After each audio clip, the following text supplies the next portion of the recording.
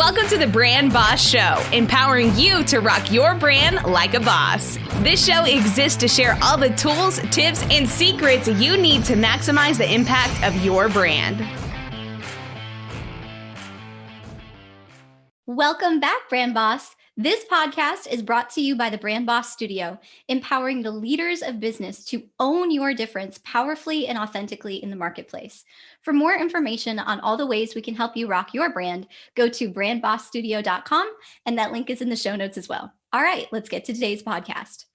So this week, I am giddy with excitement to have somebody truly exceptional to share with you. I am so excited to share her wisdom and all that she carries with the Brand Boss Show family for the very first time. This is Michelle Curtis Bailey. She is an activator, communicator, and connector. As a personal development and higher education strategist, Michelle continues to challenge others to maximize lifelong learning as a tool for significance and success. Her vision is to activate a generation to be in radical pursuit of their assignment, cultivating personal responsibility and strategizing industry influence, all while being a whole person in the process. Michelle is the owner of EdU Inc., a personal development agency and founder of Education on Purpose, focusing on college planning and career strategy. As a contributor to the education industry, her feedback and engagement has been featured in U.S. News and World Reports, Huffington Post, Washington Post, NerdWallet, and more. Michelle is an author, skilled communicator, and frequent speaker on national, regional, and local platforms on the topics of personal professional development, higher education, and lifestyle strategy. She earned a BA in sociology and an MS in student personnel administration from SUNY Buffalo State. Michelle, welcome, and thank you so much for being with us today. Thank you for having me, Rachel. It is a joy to connect this way.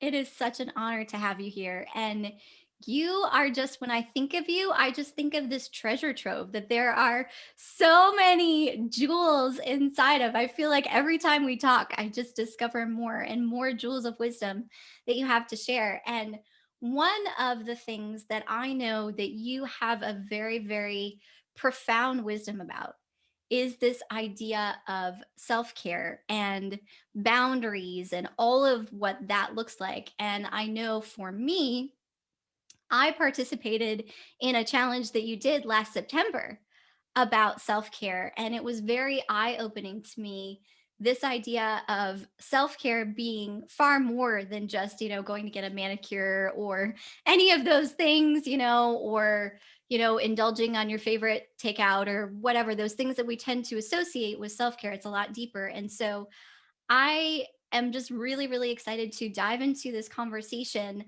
about self-care, about rest, about boundaries, whatever you want to talk about, because I know you have just very deep, like one of the things that I appreciate so much about Michelle Brand Bosses is there's a depth to everything that she says, and there's a weight that everything that she says carries. And so I just want to encourage you to listen in. What's coming to mind is something that you said in a conversation a couple of weeks ago, Michelle, that my pace is not determined by the work of my hands, but I think you said the condition of my heart, something like that. You want to speak to that for a minute?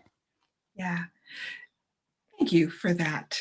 And it's a joy and an honor to share this space. And it's so beautiful, Rachel, how it has happened organically between us ever since we met a few months ago, and to how things are unfolding now. But it truly has been a journey. Yes. So when I talked about my pace not being determined by the work of my hands, but really by that condition of my heart, it showed me that I am more valuable than the work that I do.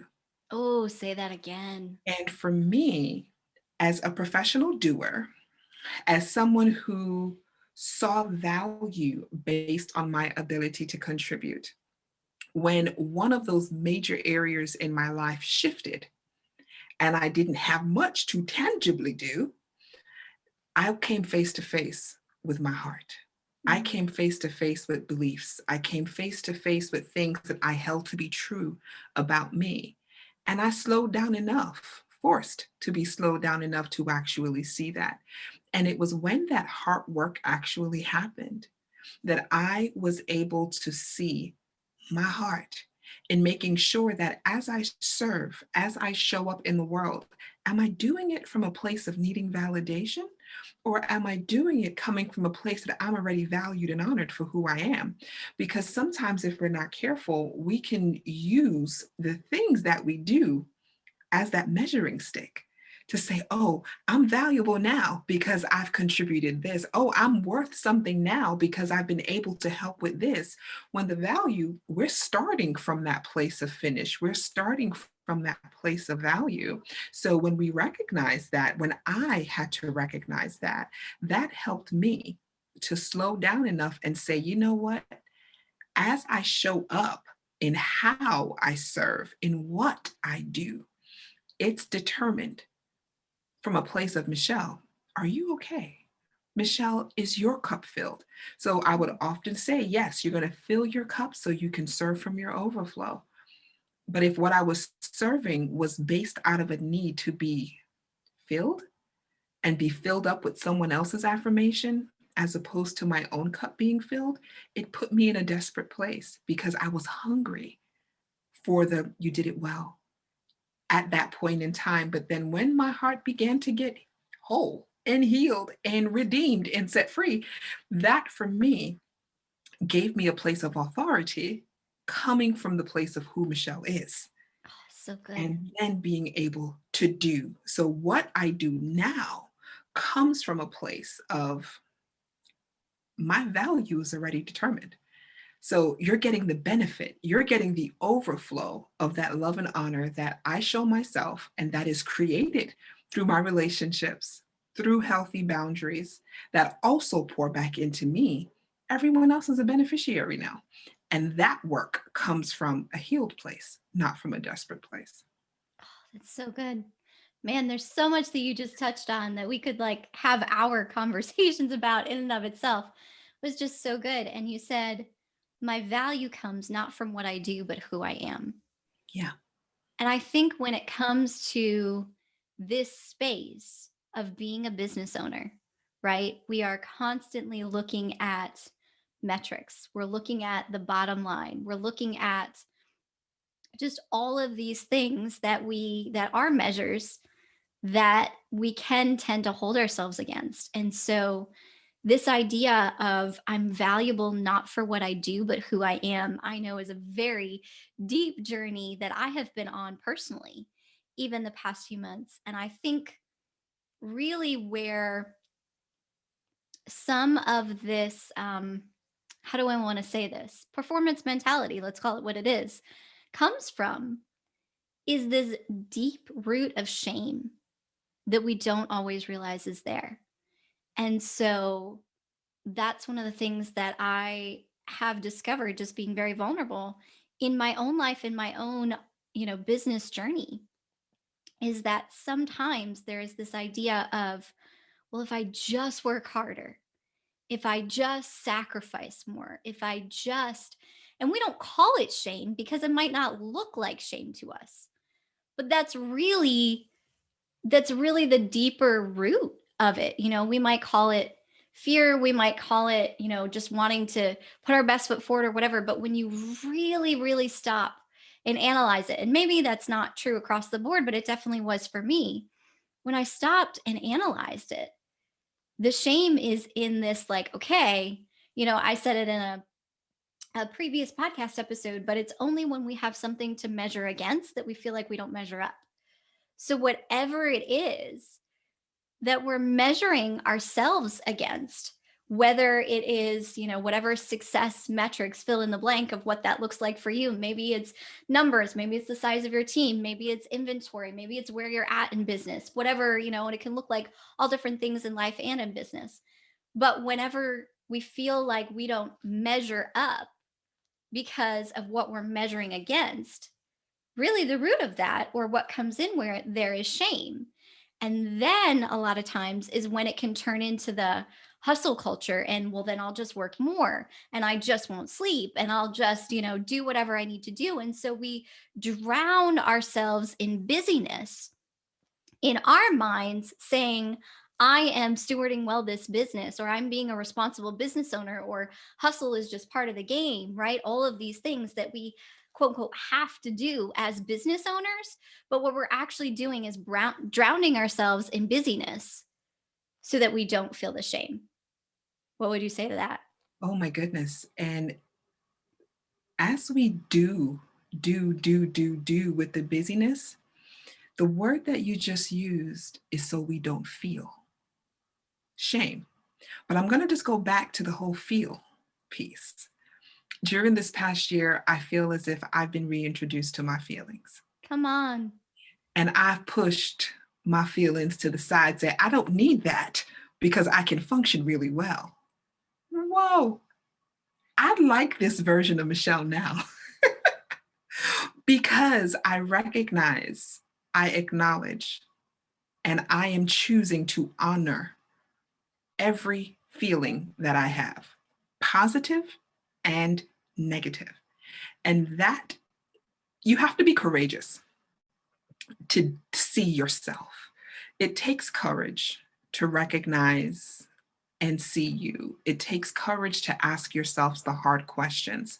And sometimes, which is why hustle culture is easy when we're just doing and doing. So when you talked about the measuring ourselves based upon where we think we should be, and for me, that's what I was measuring. Like, by now I should. By now, well, I've already invested all of this. I was going after those sunk costs. I'm like, Michelle, the ship has sunk, honey. Let it go. But for me, it's like, no, Michelle, you need to prove it to yourself. And one of the things that I've been coming into is, Michelle, you don't have to prove anything to you. So coming from a place of recognizing that, yes, I performed very well because I did the work. Whatever was said to be done, I did it. But when I didn't see the results, it was triggering something on the inside of me that made me not like what I saw myself turning into. Because it's like now, I was now desperate and longing for and looking for something that said, okay, I'm doing this the right way. I'm going in the right step. I'm going in the right direction. And that is draining. So it's having seen the cycle I put myself through, and really I hid behind the busyness. I hid behind the doing. I hid so well. I hid from myself. And even in that place and space, and that's why I say it takes courage to ask yourself some real questions. It takes courage to ask yourself, why do you feel that way? What happened that made you agree with this? And taking feelings and bringing feelings into the conversation, it's a powerful thing. And it changed the game for me because it gave me room to honor what I felt. And that what I felt was a part of the equation. That no, it's okay for you to set a standard. It is okay for you to expect, Michelle. It is okay as a business owner that as you navigate and as you create your services and your products and as you serve your people, yes, you can do it with you in mind and not just to fit a metric or to fit a box, but you are as much a part of the equation as the business owner, as the work that you do. That is so good. It's a good thing I was on mute because I was shouting over here. That's that was so good. I had a conversation recently with a dear friend, and we were talking about a situation, and she just made this statement that has stuck with me. And she said, sometimes when we don't want to feel, we focus. And it was just so powerful. And I feel like that's what you were just talking about, to not I love feel, that. we focus. And it seems like the good and the productive thing, right? And we're high performers. That's what we do, right? You just focus, you just suck it up. I know even in ballet, you get injured, you just keep going, whatever it is, or sports, or fill in the blank of whatever that looked like for you. And so we become tough, and like we can do this and we can power through. And so to not feel, we focus. And in our minds, that's being responsible, right? But actually, when we do that, the reverse of that is true. And I know, I love the way you so beautifully talk about honor, and that the reality is I can only honor others to the degree that I honor myself first. That's it. And I think a lot of that starts with giving ourselves the permission to feel, because our feelings are legitimate, right? Like, I think so many times we want to push them away. If you're feeling something, there's a reason you're feeling it. There is. And so honoring that feeling, you know, of, okay, if I'm uncomfortable right now, if I am feeling burnout, if I'm feeling angry, if I'm feeling whatever, and then looking at, okay, where is that feeling comes from, is so powerful. Because then when you identify that, I know in my case, a lot of times I have found and continually find that when I start to feel like edgy or whatever, even, as much as I love what I do, the days that you're like, oh, do I really have to do this today or whatever it is, when you stop and don't push those feelings aside, but analyze those feelings and take an honest look at them. Am I feeling this way because I haven't honored myself? Whether I haven't slept, or I haven't charged what I should, or I haven't, set my own, like, okay, office hours are done. I am leaving, I am leaving the studio now. That's something I'm still working on, but getting better. Or I'm not going to check this email right now, or I'm not going to respond to this. Very often, where those feelings are coming up is a cue that in some area I have not been honoring my own boundaries. I just love the way you said that, because the picture I saw in my mind is there is a breach of boundary. Ooh. As you were talking, I'm literally seeing a picture in my head and I'm like, yep, because there's a breach. And exactly as you said it, because the whole piece of self-care and rest and feelings and boundaries, it's all symbiotic. It all just flows from one to the next, because it's going to show where there's a breach in your personal boundaries, in your business boundaries, because boundaries can be in any facet: mentally, emotionally, physically, in business, in mentorship, in your friendships, any particular way. So being able to honor you and honor ourselves as business owners, one of the best things that we can do is to take a look at our boundaries in each of those respective areas. And so by definition, when they talk about, yes, boundaries is a definition of a line. And part of the definition talks about marking it as a limit, right? But I see boundaries as not just something that keeps people out, because you can just say, oh, no, I don't want to be bothered. I don't want to be. No, no, no. There's a whole nother side of boundaries that's beautiful, because boundaries allow you to protect your assets. And that greatest asset is you. So being able to be in a place where you recognize the value of your own estate, it allows you to recognize and see what is necessary. So sometimes I use an example like a beautiful home, a beautiful estate. You're not just going to see a beautiful estate without layers to get there. There may be a security guard. There may be some security system. There may be a winding path. There may be a long driveway. There's usually something that you have to go through in order before you access that beautiful home and estate. So for example, something as simple like our mental boundaries. If our mind is that beautiful estate, I remember I heard Christy Wright use this example from her friend. Think of your mind as that beautiful estate. Will you allow garbage and junk and all of these things that do not belong there to dwell and reside in your estate? And the answer is absolutely not. But sometimes those negative thoughts, those negative beliefs can breach the boundary, and we let them in. So similarly, as we even talk about what those boundaries look like, the first part that I would love to even dig in a little bit more is that boundaries do not just limit you. Boundaries protect you. It protects your relationships. It protects your business. It protects you as the individual, because then you're putting measures in place for accountability and co-creation as well. Yeah, let's go there. Let's definitely go there. I would love to dig into that more, because I know when I have heard about boundaries in the past, right? Let's be honest, all of us have heard about boundaries for years.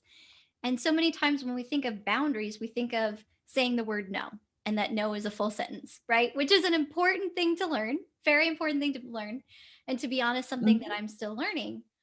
But one of the things that has been a recent discovery for me, this nugget that I wrote in my journal, is that boundaries make way for the new.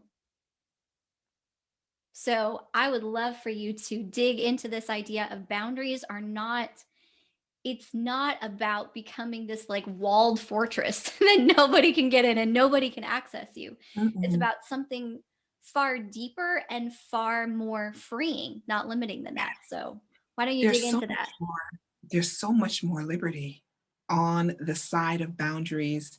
So typically, and I loved how you say that, because it can be seen as, oh, well, no, stay away from me. I don't need, no, no, no. It's like, but when there are clear boundaries, you see something in you that's worth protecting. You see something in fill in the blank that's worth protecting. So if I see my business as valuable, I'm going to have boundaries in place to protect it. If I see my friendships and relationships as valuable, there are going to be boundaries in place to protect it. So I look at it even from a sense of a relationship. Let's say you have relationships with your great girlfriends or your great guy friends or the people who are in your life, mutually beneficial relationships. There's some type of a covenant that's made, some type of agreement that's made, said and unsaid, that's there, where both parties recognize this is what we do for each other. This is the way that we're both adding value to one another because we see this space as beneficial. So imagine a garden. I don't know anything about keeping plants alive. I will be very honest. I've tried and I've tried, and they have not stayed alive. I've tried it. I'm going to get better. I promise. That's my goal for this year. Keep a plant alive. But I've been reading on gardens and I love looking at flowers. So imagine a beautiful garden, flowers and all the green stuff that makes up leavery and greenery and all of that beautiful stuff. There's usually measures in place that usually has a demarcation. So yes, there is a boundary. There is a physical line. But the beauty of the garden is not in the line. It's what happens within the relationship. It's what happens when there's an intermingling between the flowers and the soil and the rain and the sunlight. There is connection. There is community. And boundaries create that place and space for you to honor the value of community. So when we're doing work with individuals in our business, we are creating community because we see that value in what the other person brings to the table. So when you see flowers grow and you look below the surface and you now begin to see roots intermingling and things beginning to come together. Like I said, I'm new to this whole plant keeping plants alive thing. But when I look at the pictures online and I see these things coming together, you can see it's more than just one plant shooting up and just saying, oh, that's a nice plant. But what makes a nice plant, a nice garden, is what's surrounding it. And being able to have healthy boundaries in place allows us as individuals to identify what it is that we need. It allows us to be able to then create the communities where we're going to thrive in, because every community is not for us. And it's okay to know when to step away from a certain community or from the way things were done before. There is a time to let the old way go And recently for myself, I'm coming up to these pieces where I'm reminded of the way I've done certain things in business before. So let it be as it was. It no longer is. And it's now time to create something new. So, in that place and space of boundaries, it gave me room to see the value of what was worth protecting for myself in business, but it also opened the door for community in being able to create that symbiotic exchange because it was all happening within the same place where there were measures of accountability, there were measures of vulnerability. But then also, as we were able to go forward, we recognized and saw value so much in one another that we realized that together you can do greater than what you think you can do on and for yourself. Mic drop. That was so good. Well, you were talking about the analogy of a garden. There was so much that came to mind because I am a gardener. And so, yeah, I'm Can you primarily feed me? I sure can. My mama has like the greenest thumb that ever existed. So, yes, because I used to also, the little side note, I went through that for years where I couldn't keep a plant alive and I thought something was wrong with me. Like, how do I have the mom who has like the greenest thumb ever, whose like backyard is the Garden of Eden, and I can't keep this little tiny plant alive on my coffee table? But I learned, and you can too. But one of the things that and then I actually had these ferns that were so ginormous, they like took over my living room. They were beautiful until Podcat destroyed them. Anyway, I miss them. But anyway, that's neither here nor there. But when it comes to vegetable gardening, one of the things that I learned, and it's not just limited to vegetable gardening, but there is a science called permaculture. And permaculture is about really restoring the soil to its, original state. And so if you look in a forest, right? The the earth in a forest is very fertile soil because of all of the leaves that have dropped and decayed. And so now that has enriched the soil where they are. But if you look at the way that most people look at gardening, well, you pull out those dead leaves and you pull out those things. But actually, it's those things that were there that have died that literally make room for the new and make the soil even more fertile. And so I was thinking about that when you were talking about letting go of things that aren't serving you anymore. I know the definition of insanity is doing the same thing and expecting different results, right? And sometimes we don't see it as that extreme, but it's just kind of like, oh, well, this is how we've done it before, or this is the service that we've always offered, or this is the process, or this is the method, or this is what people have known us for, anything like that. And it might be time to look to see if that's still true now. One of the things that I have been learning that has been so freeing is that at the Brand Boss Studio, we're all about identity, because when you know who you are, you can function from that place. And one of the kind of add-ons to that I've recently learned is this idea of knowing who you're not.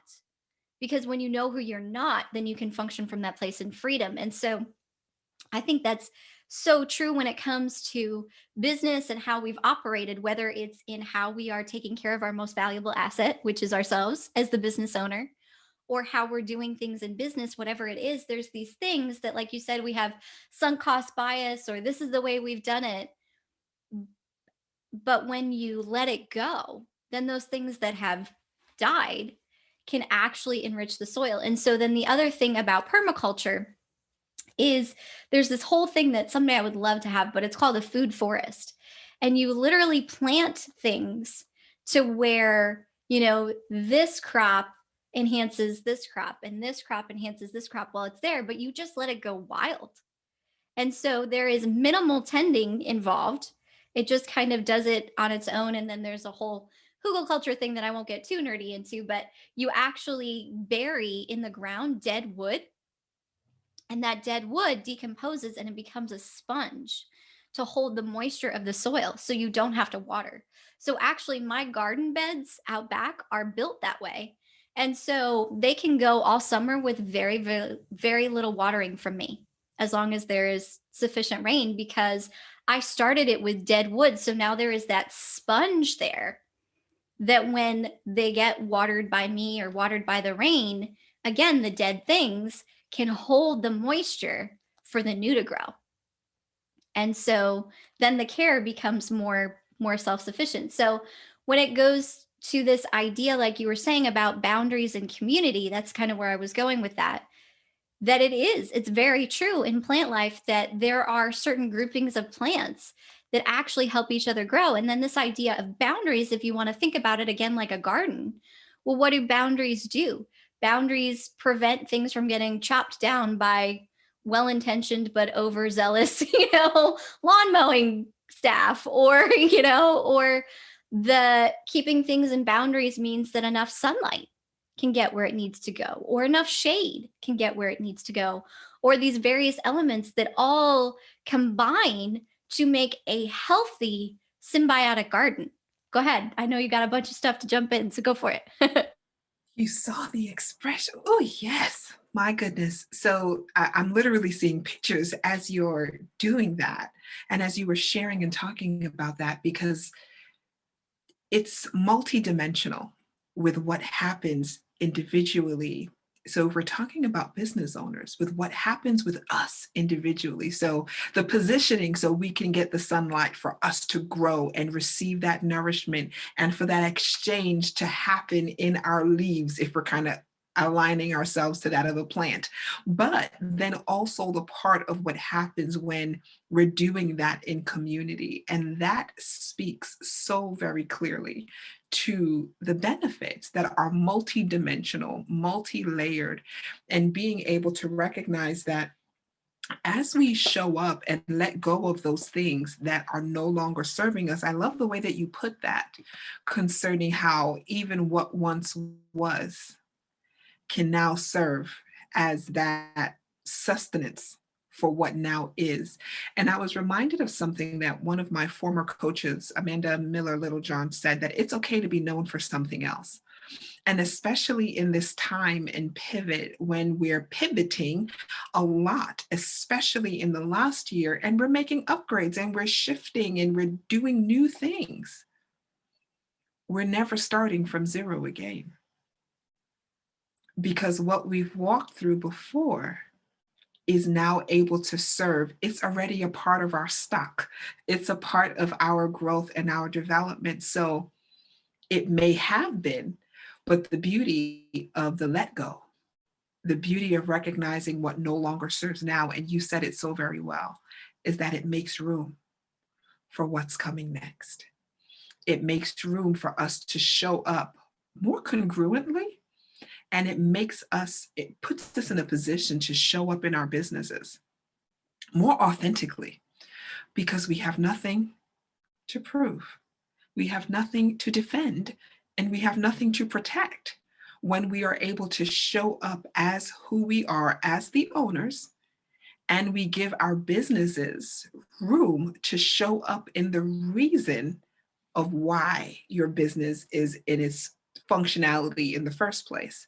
So that has a lot to do with that level of congruence. It has a lot to do with us recognizing, what happens with me as a business owner is as important with what's happening in my business, but being able to separate ourselves. Now, this may not be a commonly liked statement, but we are not our business.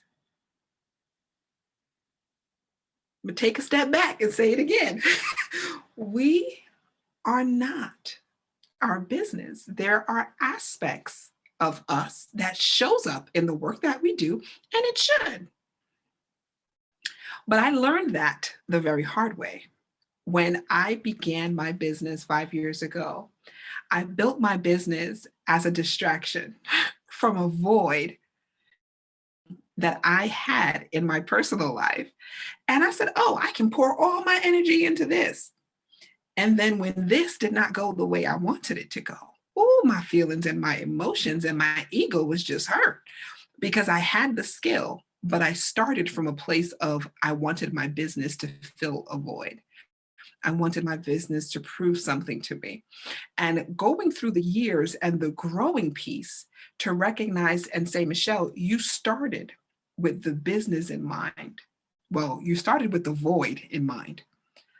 But when we're starting with identity in mind of who we are as an owner in our business, we are able to then show up in business from a better place, more authentic, as I was sharing a little bit before. But then that allows us, as we even let go of those older iterations of us, those older things that we may have done, the methods that we are trying to breathe life into something that we know, darling, it's not coming back. It's time. Like the world has changed. And if we have not, nor our business has not, it's not going to create that sustainability, which is, I'm sure, is the goal for business owners.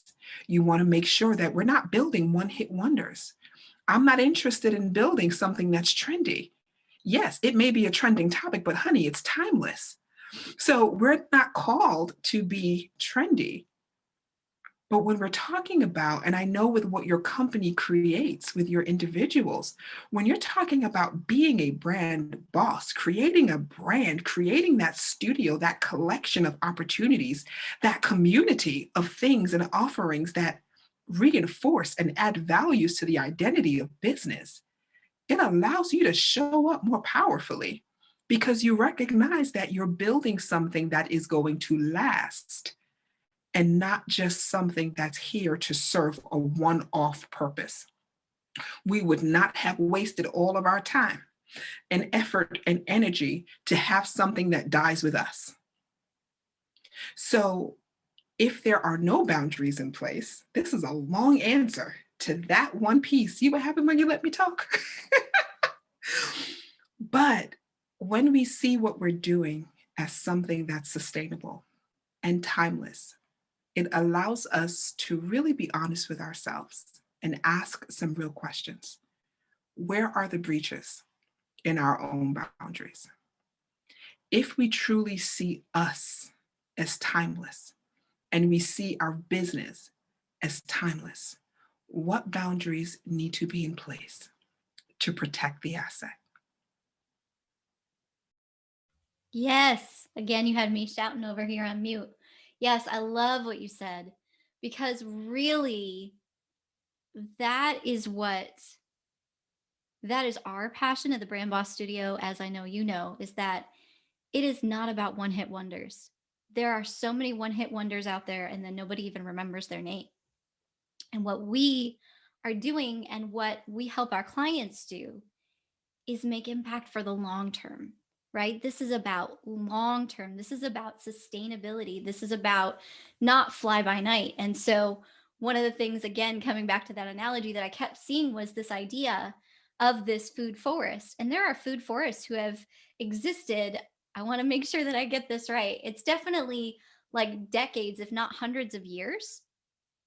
And so the thing about a food forest is they're usually like planted on this hill, right? So you have like the log in it and then it's planted and all of these, and some of them just happen naturally, but you have all of these crops that are each functioning in their own identity really and positioning. And they're not trying to block the other one or be like the other one, like a tomato's not over here trying to be a zucchini and a zucchini's not over here trying to be a tomato. And yet so many times in business, that's what we end up doing because we see, oh, well, man, the tomatoes are really crushing it. I better be more tomato.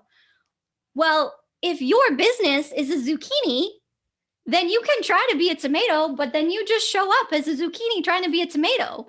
And there are people who need your zucchini to make their zucchini bread or whatever it is that don't have what they could have from you because you're not shown up like that. And so, again, I don't want to get too deep in this because it makes more sense if you research it out. But this whole thing that fascinates me about a food forest that I was just seeing while you were talking about this is that each vegetable, fruit, plant type, flower, even the flowers that are there attract a certain kind of insect that helps pollinate this particular type of crop and whatever. And so as it grows, in each one not trying to be what they're not, but simply being what they are, there is something about the way that each one of them is positioned that helps the others grow. So it ends up creating the right amount of shade for the shade plants and the right amount of sun for the sun plants.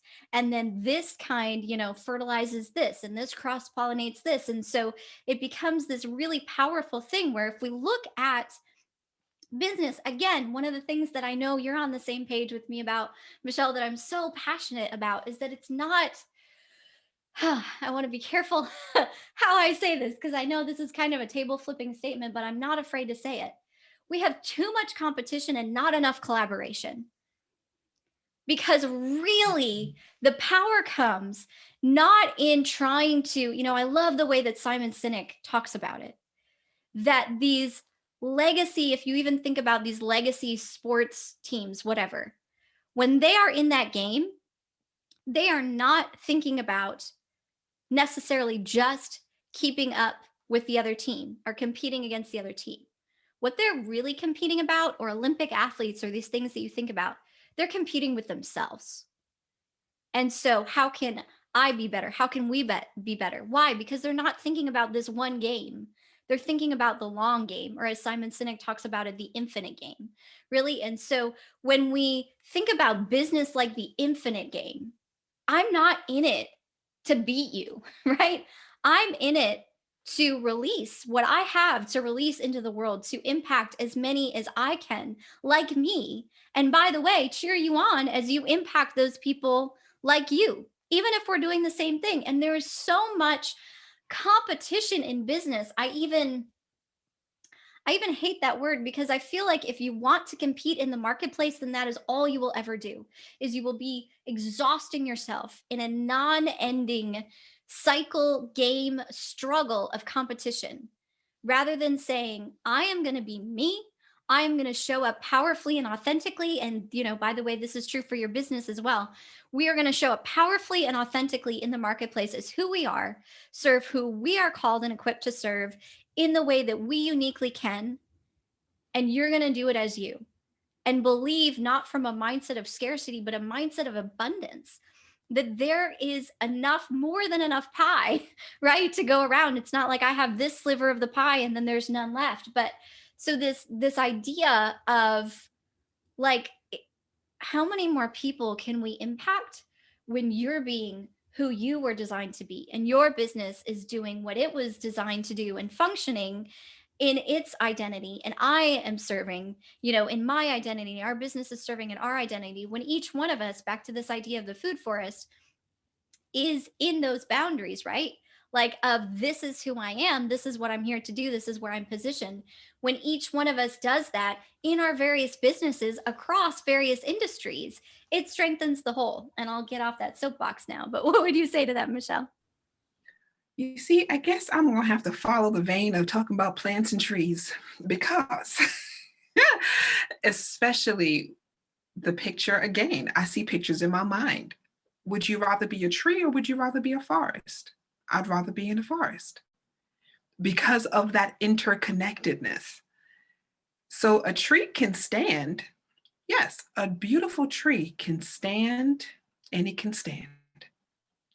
But baby, when them winds blow and some elements are taken into consideration, that tree is a lot more susceptible to toppling over and for other issues and vulnerability because it's not within community.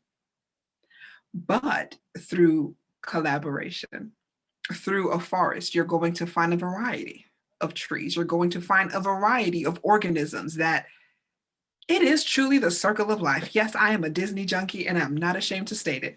And it truly is a flow, an organic flow of connection, collaboration, and partnership. And nature teaches us how to connect and how to create and how to partner if we choose to engage in that particular way. And when you were talking about competition, it feels to me that the need to compete stems from that insecurity, It can stem from insecurity. It can extend from some heart trauma, some unresolved trauma, or things that we may not have. And I say the word we because we've all been there, that we may not have been courageous to even take a look at.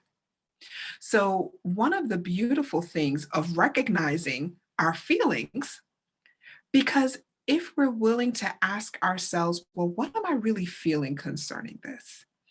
If I'm in the company of another great business owner and something in me is feeling like, oh no, I feel intimidated, or I feel like something about me is not to where you truly are.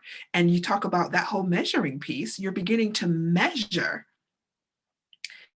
If you're courageous enough to ask yourself the question, why? We may then find that there's something within us that we're trying to prove to someone else and or even prove to ourselves. But when that equation is completely removed, you can show up as great. Person can show up as great. There are millions of people in this world. Millions of people. The earth has a lot of people, right? We are not short of finding the people to reach. And I think sometimes, and that's where poor vision comes into consideration, because if we're only seeing our ability to reach and connect to those that we can just naturally see with our eye, we are limiting ourselves as business owners from the beauty of collaboration with others and partnership. And we are limiting ourselves with the people that are available and ready and hungry for your services to be reached all around the world. And this is why vision is important. I know this is not a conversation on activating your vision, but this is why the perspective that there are more than enough people to serve with what you want to offer and what you want to serve. I see you rocking, so come on, Rachel. Yes. Yes, yes, yes. And that's really what it comes down to is I can be running ahead looking at what you're doing the whole time. And I am going to first of all probably crash at some point. And secondly, if my eyes are constantly fixed on you, then I am not paying attention to the people that I could be serving who are waiting for what I have to bring them. And so, if the purpose of business, which it is all about solving problems and taking care of people, right? At the end of the day, that is the purpose of business is to solve problems and take care of people.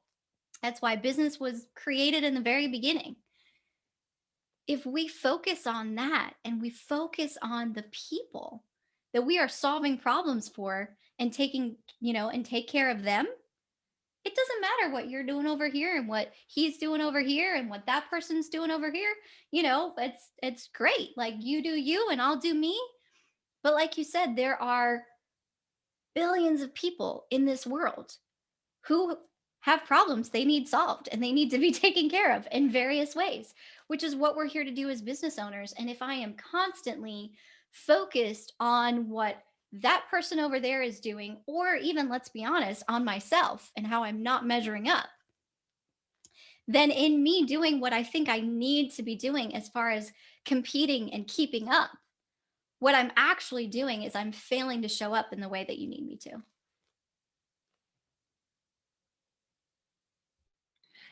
And we're robbing ourselves of that opportunity to fulfill our own business responsibilities.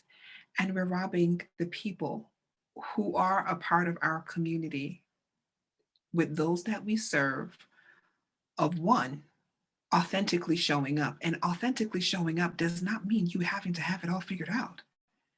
It is accepting the journey of where you are going, but choosing to show up powerfully, even in that becoming of what it is that you're specifically doing and we are specifically doing.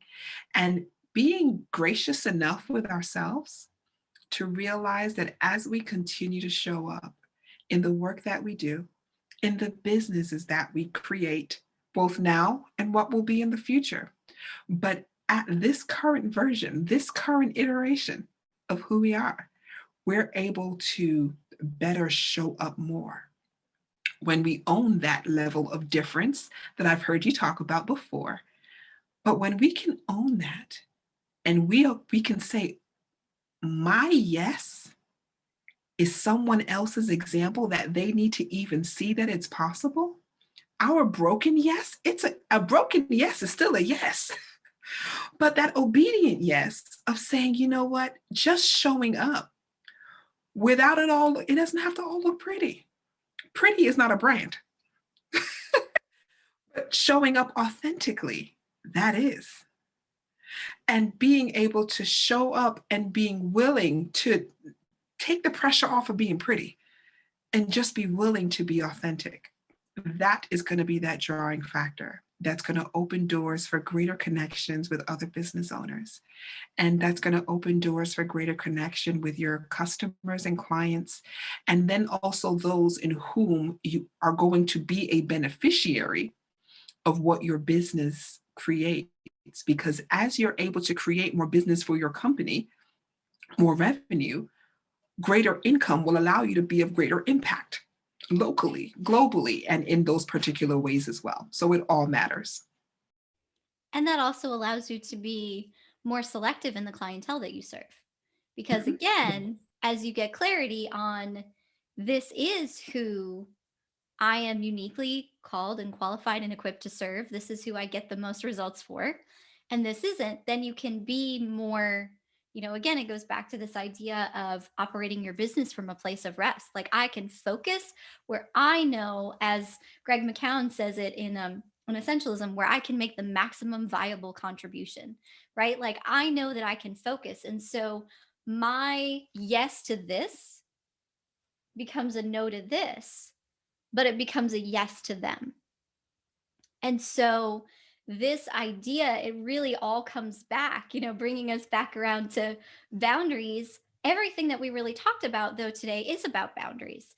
Because if I am focused on who I'm serving, then I don't want to use the word blinders, because you also don't want to have your blinders on. That's a dumb thing to do in business. But I'm not so focused. It's like my vision becomes my boundaries. And so when I have that much clarity in my vision, which is something that I am recently experiencing myself and in our business, in this journey that I've been, sharing on the podcast that I've been walking through, I have more clarity, like greater clarity is the word I meant to use, in the vision for our company and for my own personal life than I ever have in my life before. And so because of that, it makes it, I was even speaking with a friend about this last night.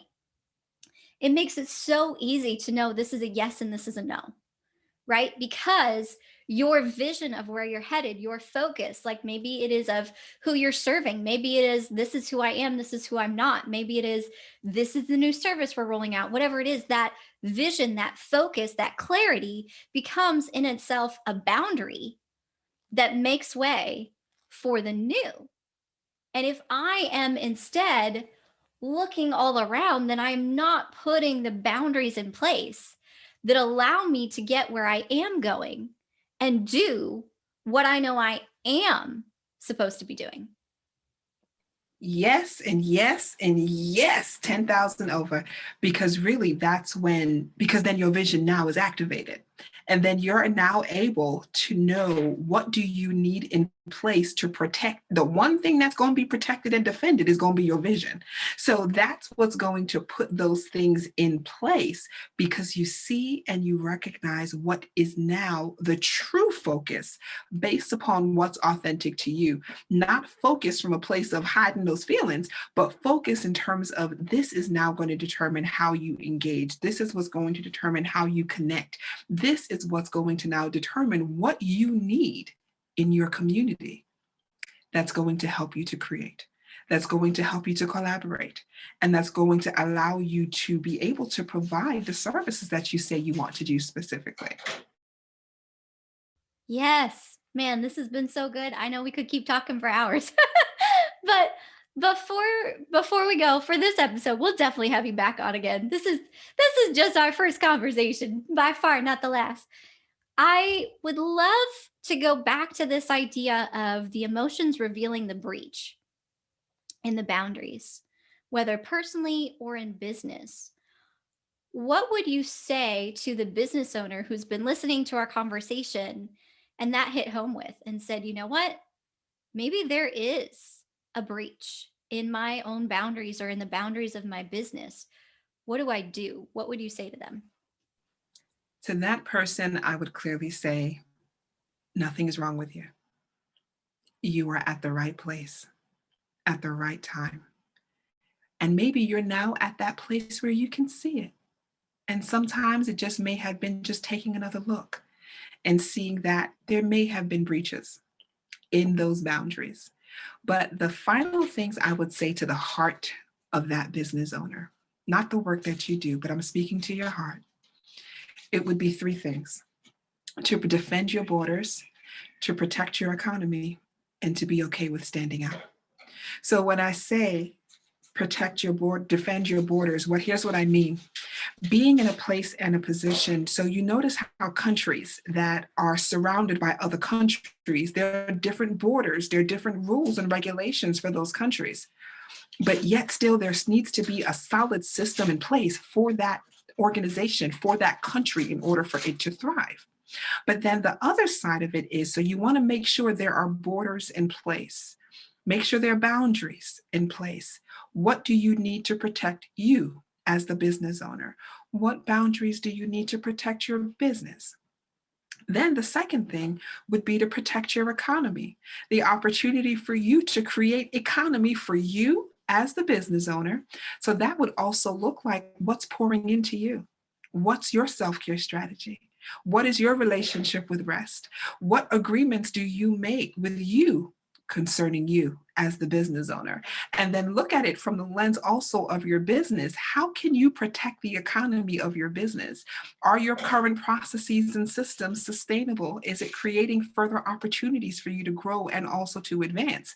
And then the last piece I would say is to stand out and to be able, and I'm using the dichotomy of talking individually as the business owner and then talking about how you function in your business. So now as that business owner, knowing that as you continue to stand and powerfully be authentically in your own journey, a courageous business owner is a powerful business owner because they recognize and know that they can show up as they are. Then as that translates to your business is that you're going to hone who you are and your business so very well that that allows you to stand out as that difference in your specific business.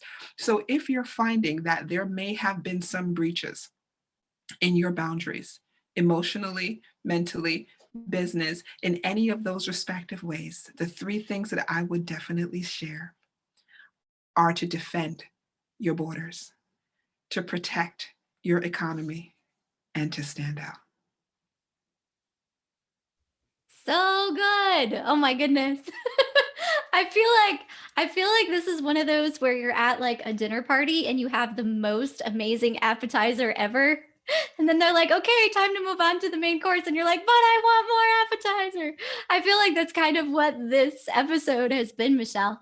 Just so much. Oh my goodness. I just love talking with you. And I just really, really appreciate the wisdom that you carry.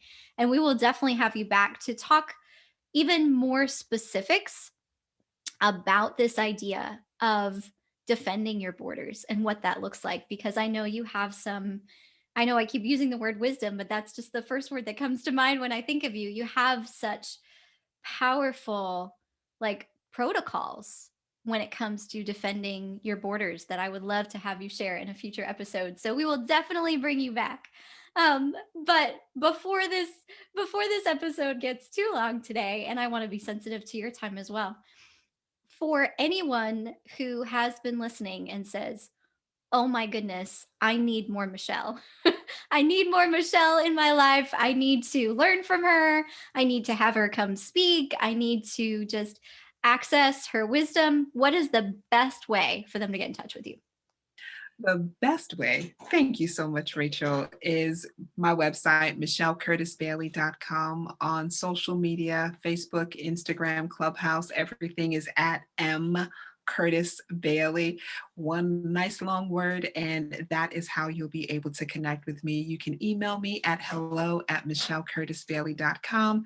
And again, the website is michellcurtisbailey.com. Thank you so much, Rachel, for just this fun time. And I just look forward to the continuation of this conversation and just digging a little bit deeper, because this was just oodles of goodness today. And I'm just so grateful to share this space with you. It was. Thank you again for being here, Michelle. And I'm already pumped for our next conversation. So we hope you found great value in today's episode. I'm sure you did. Go follow Michelle on all of the things. It's all so good. Get in a clubhouse room where she is speaking, and you're just going to be amazed with the wisdom that she has to share. And follow her on social media. Check out her website that is beautifully branded, if I might say so herself. And branded by a certain company, the Brand Boss Studio. Yes. Thank you. And yeah, definitely connect with Michelle. And I want to also invite you to have this conversation with yourself. Sometimes we have conversations with everybody but ourselves. Have this conversation with yourself, even before the day ends today, whether it's before you go to bed tonight, or maybe you're listening to this while you're driving or running or working out or whatever. Take a few minutes and have this conversation with yourself. Really check in with your emotions. What am I feeling? Is there a breach somewhere? Am I defending my boundaries personally, my borders personally? Am I defending my borders in my business, which can look like a lot of things? And like I said, we'll definitely bring Michelle back to talk about some protocols of defending your borders. Am I, protecting my economy? And am I having the courage to stand out? And really have that conversation and see what comes up for you. And I think you might be surprised. There's a lot of, sometimes this is not an easy conversation to have with ourselves, because again, like we were talking about, to not feel we focus, right? Or to, not be, we get busy. And so there is a real power in having this conversation with yourself and really paying attention to the answer.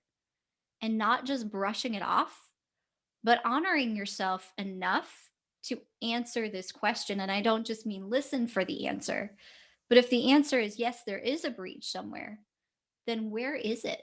Have I been, checking emails before I fall into bed at night? Or have I been not honoring what the contract says? Have I been letting clients walk all over me and bending over backwards for them? Have I not had this posture of, pricing my work correctly? Have I not? And I don't want to go too much into that, because there's all kinds of things that conversation involves. Am I serving the wrong kind of people? Am I doing something that doesn't serve our business anymore in the same way? But just really take some time to evaluate that. And when we have that conversation, that courageous conversation with ourselves, there's freedom that comes. And so I want to invite you to have that conversation and experience the freedom that comes from that. So again, we hope you found great value in today's episode. If you did, please rate, review, subscribe, and share with a business owner you know who needs this message. We want to empower as many as we can to go out and rock your brand like a boss. We'll catch you on the next episode. Keep rocking.